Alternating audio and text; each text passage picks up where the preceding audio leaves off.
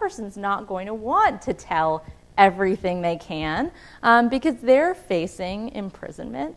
So that person doesn't really have an incentive to cooperate with these tribunals, so they're withholding information instead of offering it up.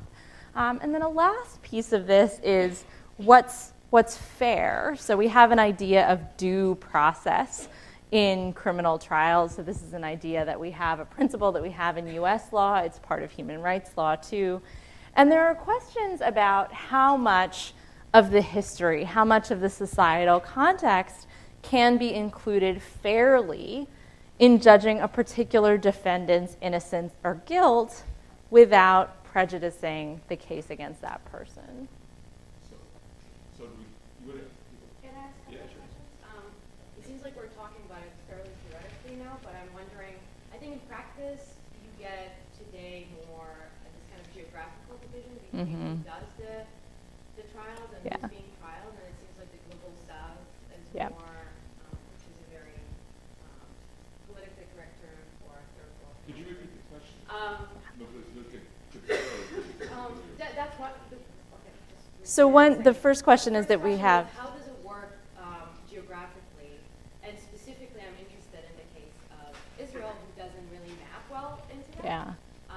And then the second question is, how would you map the war and terrorism into that? I'll be interested. So the first question is about the geographical divisions in the international criminal prosecution. So the global south is the subject of prosecutions, and the west, the developed world, rich countries, are usually the ones who are pushing forward the prosecutions, and how does Israel fit into that? So this has been a big complaint about the International Criminal Court, of course, that it has been for some time entirely focused on Africa, that this is a court of the West, it's the International Criminal Court of Africa, and that acts that are recognized as war crimes or crimes against humanity aren't recognized as such when they're committed by, say, the United States or by Israel. And that's obviously a problem if this is supposed to be an international criminal court, if it's supposed to be doing things like constituting some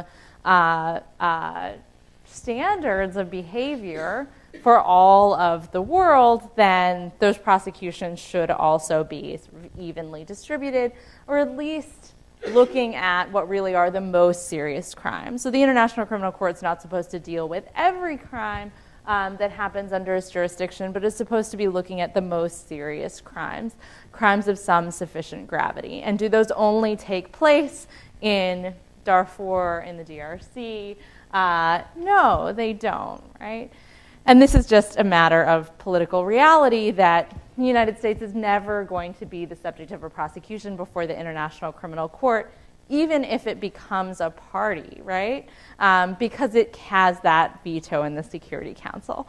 So it's probably going to manage somehow to prevent prosecutions there. Now, if it were to become a party, then that Security Council power wouldn't be so great, because the Security Council, one Security Council member can't stop a prosecution from going forward once there is a prosecution against a party. And so we're going to see the same dynamics playing out probably with respect to Israel, as long as the United States is sort of acting as a protector on the Security Council. And then the second question about war on terror, I mean, it relates, right, in terms of how the United States fits in as a subject of international criminal law.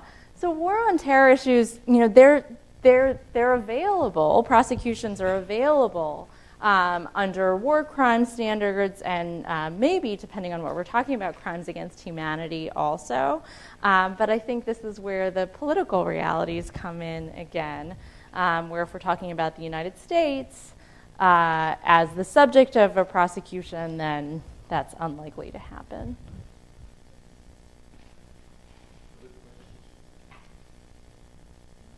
So I guess it sounds pretty grim.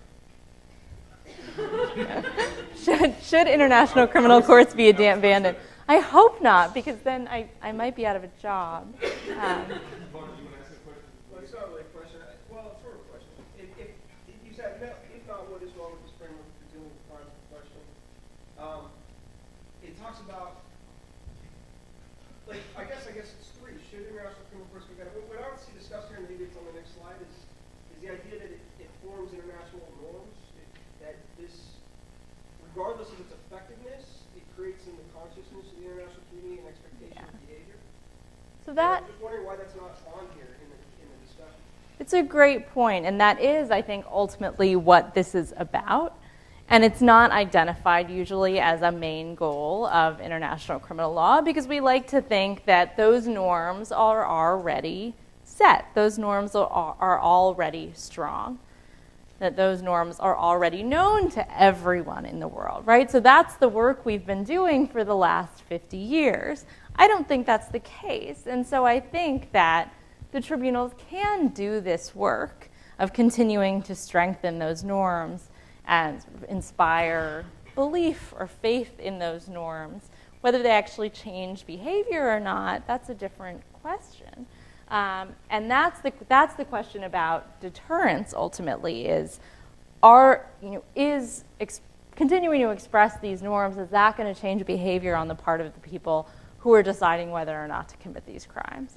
And the understanding there has been, well, probably not, because those are people who have some other interest in doing these things. They're doing this for some political gain. They're doing this to protect a community that they think is under threat. But for the rest of us, I think that's actually what's going on here. So I think the international criminal tribunals right now are more about expressing some belief in an international community, right? Trying to constitute that community and trying to constitute that community as something that's different from those societies where those crimes take place.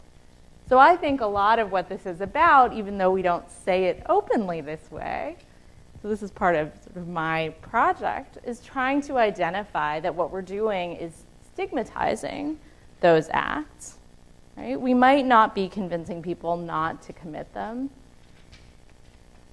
but there's still some expressive value there in trying people, whoever they might be, in trying people and showing that the international community does have concern, that it's not looking the other way, that it's not reintegrating these people back into their communities and treating them the same as everybody else.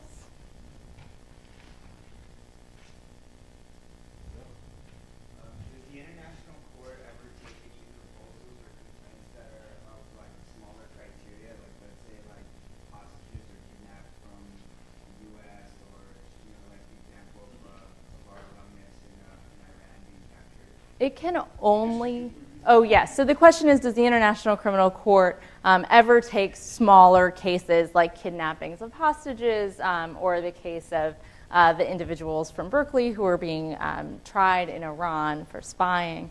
So the International Criminal Court cannot hear any cases other than cases that involve genocide, war crimes, crimes against humanity, and in the future, aggression.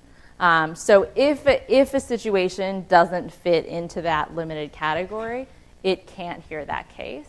And then even beyond that, the court can only hear cases that it says are of some sufficient gravity to warrant intervention by the International Criminal Court. So a motion could actually be made that this is not the right place for the court to intervene, that it's not in the interests of justice for the International Criminal Court to take a situation under its jurisdiction. You just said in the future aggression. Are they going to outlaw war? What does that mean? So in the first slide, we had the three crimes up. So the question is, does aggression actually mean they're going to outlaw war? So I said I would add to this number 4, aggression. And war is actually already outlawed. So that's not a new law. This is an old law. It's one of the key provisions of the UN Charter is that a state cannot go to war with another state except in self-defense. It may respond with armed force. So that is the basic rule of international law. War is actually outlawed. Okay? And the International Criminal Court is now in the process of taking it on, but it's in the process also of defining further what illegal war is, and that is taking a long time. So that's why I said in the future, aggression. Well, you might remember in the past when we talked about groceries, we talked about the idea of just war. And there's a old just war doctrine that people have talked for thousands of years about the notion that you should randomly go to war. Right. And the customary history is, and then when you saw the movie, the very first speech and the longest speech we saw in the movie was by Justice Jackson, who spoke about the crime of conspiracy. Yep. The conspiracy to fight an aggressive war.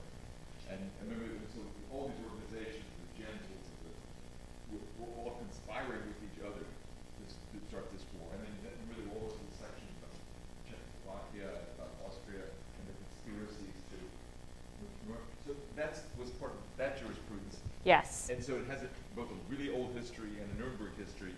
It just didn't have a history in this particular court. And you're saying it's coming back. It had a history, so it's been a part of the court since the drafting of the statute. So aggression has always been in brackets since the drafting of the statute in 1998, but it was just tabled for a period of years because it was understood at that time, if we continue to debate what aggression means, we'll never finalize the statute. So that's why they put it in brackets and said, we'll talk about it when we get to some future point. The Nuremberg point is actually a really interesting one because the crimes against peace aggression was such a huge part of that American case and such a huge part of the case for Justice Jackson. And so under the Nuremberg Tribunal, crimes against humanity couldn't be prosecuted unless they had a link to the war. And so there were huge portions of the atrocities that were committed throughout World War II that happened before the formal onset of war. So those actually couldn't be prosecuted.